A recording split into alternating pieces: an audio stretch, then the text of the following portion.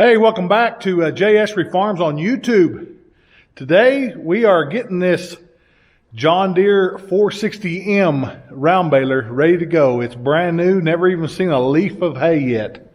What I mean by getting it ready is we're kind of looking it over, making a few adjustments for his hitch, adjustments for it. We're going to have several little videos here on getting this tractor ready for my tractor and getting ready to bale a little bit of wheat this spring. On this channel, you get it from the shop to the swather, to the rakes, and then to the baler. And so you're gonna see this brand new 460M go to the field this spring and bale up some hay. We've got 3.5 circles of wheat hay. A circle is 120 acres, and we've got 3.5 circles worth of wheat hay to put up. We're going to be putting some up in twine. Hopefully not very many, but we're going to put up some in twine, and then we're going to put up the majority of it in net wrap. So anyway, welcome aboard, and appreciate you stopping by. Like and subscribe, and you can follow us all through this journey. So today we're going to be putting together this grease line kit for this 460M. It is a kit. You buy these balers, you could probably get it from your dealer already installed. We didn't. I bought the kit later after I bought the baler. I didn't know it even come available for it. I read through the book. I always read the instruction operator's manuals, and read in the book where this option was available, and I'm like, man, saddle me up. I'm all about maintenance. As you know, I'm my only hired hand, me and my wife. So I'm the lead mechanic, and I'm also the grunt mechanic. So I'm all about maintenance. I hate working on machinery all the time. It costs me downtime, it costs me money, and we're all about maintenance here at Essary Farms. So that's why we're putting in this grease line kit, and you might as well come watch and see how we do it, see how I mess up. So we're going to be following instructions, which is hard for a male to do, I know. So here you go. All right, and here with my grease line kit, I just got it out of the box. You got these two plates. This is for a 469M or 469 as well as this one. But these 460Ms come with grease holes here, grease line holes. So I'll probably be taking these off and putting them onto there. That way I don't have to put up. This is for like having no twine boxes, and we have twine boxes. So we're going to probably do away with these and put the grease lines directly in these holes here. So anyway, and it comes with a chain track. And I've already read the instructions. It says to hook this up to a tractor and raise this middle, lock the door and raise the belts up. Well, why do that when I can stick my hand through here? I can stick my hand through them belts right there and I can get it done. So that's what we're going to do. These, just to let you know what we're putting on, this is a grease line kit. Here is the number. You might want to screenshot it of the kit. A BE 32314. So as you can see here, that's grease kit BE 3214. If you notice, this is not John Deere. I went to my dealer and said, hey, this kit did not come with instructions. Like, okay, well here, I'll print you some. So they printed me out some instructions. I guess this is really for mechanic tech there in the service department to put together. But I'm not going to pay them to do it when I can do it. So that's what we're going to be doing. You know why I pay good money when I got a good shop right here to do it? This is one way a shop pays for itself. So that's what we're going to be doing. And you might as well come along, because you may want to do it to your 460M. Or your old 469 or your old 468. I'm sure it'll all fit. So this grease bank kit can be installed on a 469. and a solid special 469, a 559 is solid special also, 460M, 560M, 460R, and a 560R round balers. So it'll fit on a lot of y'all's balers. And so this is the grease line kit. Like I said, BE 32314 from your dealer. So, and they'll have to print you off the instructions. We're going to be doing some time lapse in here, so that way y'all can just kind of see what we're going to be doing. I'm going to be putting the chain slide together right quick, and we're going to install that. So that's what we're going to be doing. I'll show you that when we get done.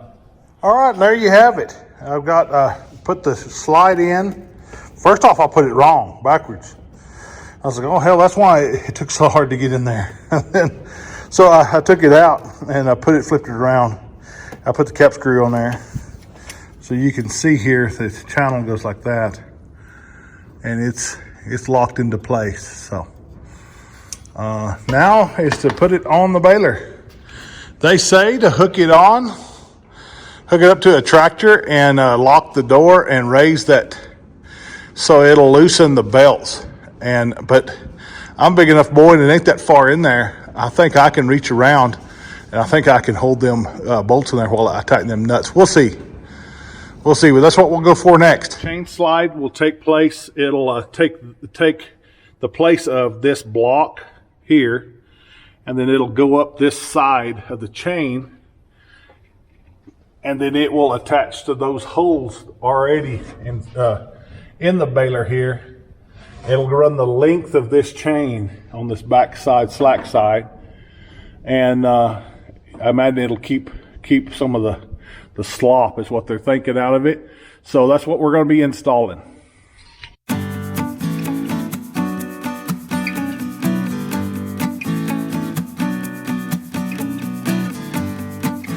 All right, as you can see here, I put the bracket on loosely in there. And it says, you know, to loosen up the top part of the belt so you can stick your hand through here. Well, hell, it ain't that hard. I mean, these belts are pretty pliable, and I put my hand between there, and you can see the shiny bolts in there, and I stuck my hand in there, and they're carriage bolts, so got them loosely, so all I got to do is just tighten them up now. Now it's time to put in the chain slide, and I think we got to undo this first, but I'm not for sure. And that cylinder might be in the way. Maybe that's why they was wanting me to extend that, but we'll get it figured out.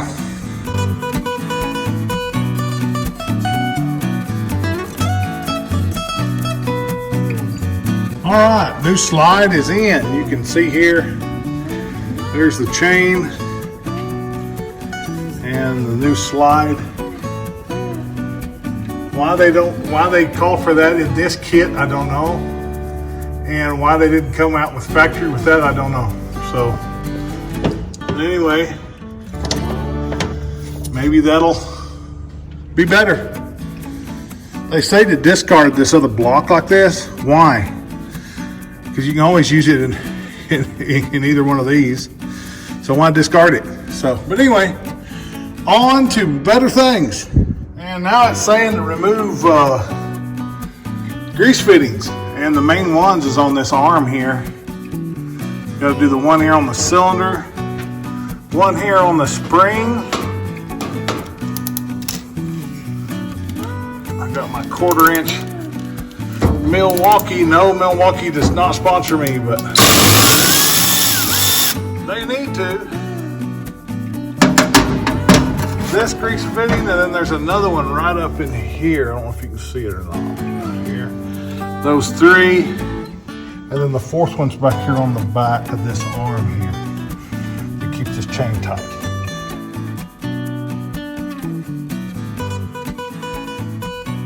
So, but anyway, Milwaukee pack out here for all my little hardware, my little bolts and nuts. Keep these in the pickup, but I use it in the barn all the time too. It's just excellent to keep. I've got bolt bins over there, but I keep a lot of stuff here, and it's just handy. You can just, you know, shuffle in between, and it's just really, really nice for projects like this. Mainly all I need are those lock washers, and flat washers. So anyway, back to this. Got 8 grease zerks. They say to discard them. Why? They're brand new. It's a brand new baler. So the grease zerks are. There's one here on your header pickup. There is one here on the cylinder head, one on the spring head, and one here. There's 4. 4 of those. And then on the other side of the baler, they're the same 3. 1, 2, 3, and then you have one on the end of this chain. The chain idler here on the end, back in the back. So let's get to routing.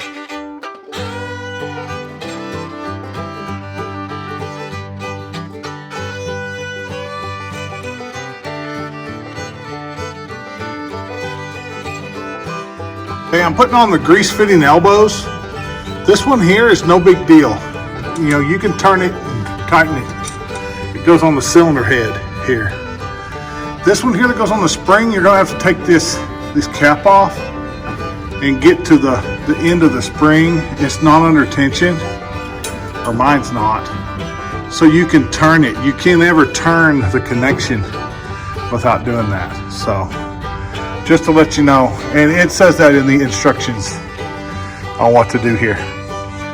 And another note, I know that this is a greasable point and it's probably going to be grease in that collar. But on these outside collars, I go ahead and grease things because I work behind myself all the time. And, you know, I don't want to make my life a living hell. Excuse my language, YouTube family. But anyway, so I go ahead and put a little bit of gun grease on that just in case I need to take this off again, that it will come off easier than, you know, the factory puts everything on dry. And I just can't stand that. So anyway, this is what I'm doing. That's just a little. All right, now we're gonna take these hoses off of this bracket and I'm gonna put them on right here. And I think you're supposed to put this right here onto right there. And I might look at that and just see, what does that look like? That looks all right, and I may just do that. I may just put that on there right there. Don't have to take them off. Let's just do that. It might look all right. Let's see what it looks like. What I like to do is get all the air out of these lines before I actually hook them up. So you see here, I got my Milwaukee grease gun here. I got it on the 3rd grease zerk. I don't want it to shoot out on me now. So it won't take very long.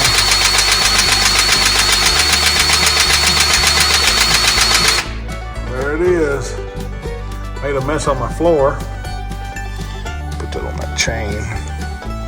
Now we'll hook it up. It goes on that pivot arm. You see I've already got the spring arm and the tension cylinder already hooked up. All my grease lines are on. They're greased. Here's my grease banks. These holes here they're just holes, but those bolts that the kit comes with, are self-tapping bolts. I'll show you what they look like. They look like self-tappers, kinda, but they're kinda not. But they kinda are. They're kinda oblong.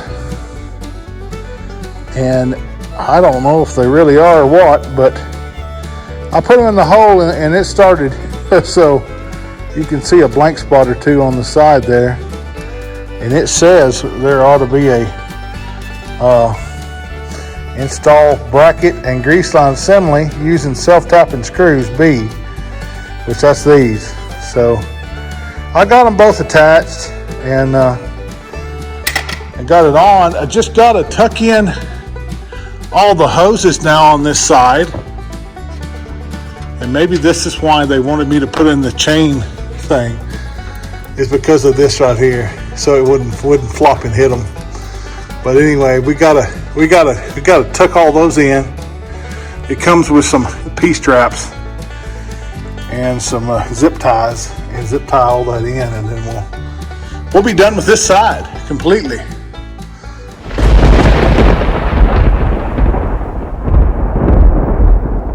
got done, and I'll show you what it looks like. We got it all tidied up, and it looks pretty good. Yeah, this is the right-hand side down. We got the four grease zerks. Got the grease line going to the idler here.